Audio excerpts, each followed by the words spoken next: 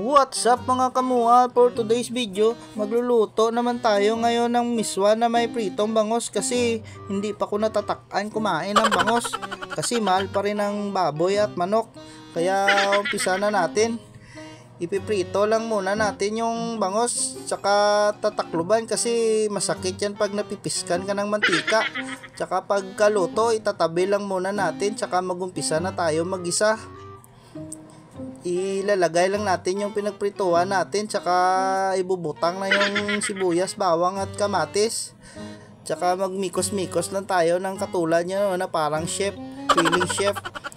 Tsaka bubutangan natin ng tubig at pabubukalin lang. Tsaka pagbukal, tsaka natin ibubutang ang patula. Tsaka tatakluban uli at pakukuluin. Tsaka titimplahan natin ng asin, magic sarap, paminta. Tsaka ibubutang natin ng miswa na kasama ang papel. Yan, tatanggalin natin. Pandagdag lasa yan. At ibubutang na natin ng pritong bangos. Tapos bubutangan natin ng itlog. Hindi ko alam kung para saan yan. Pandagdag lang yan lasa. Saka ayan, luto na mga kamual. Kung nakaabot ka mo sa parte sa video na ito, maraming salamat at thank you for watching. See you on my next video.